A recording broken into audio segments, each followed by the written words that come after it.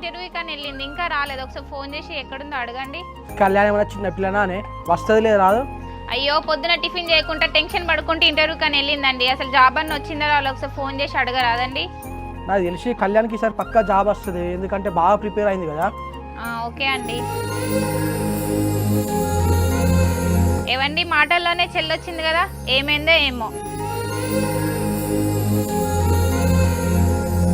చెల్లె ఏమైంది, interview select అయినావా, job వచ్చిందా?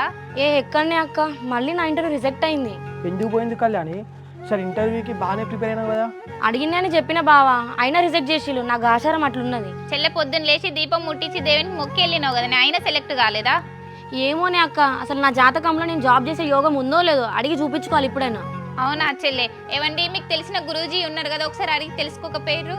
ఓకేనే, నేను గురుజీతో మాట్లాడతలే. అబ్బా బావా, ఆ గురుజీ ఎవరు నాకు కూడా చెప్పు, నేను కూడా చూపించుకుంటా.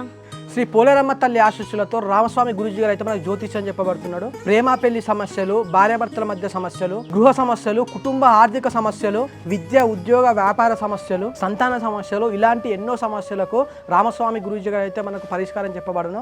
ఒక్కసారి నమ్మకంతో గురూజీ గారికి అయితే కాల్ చేయండి.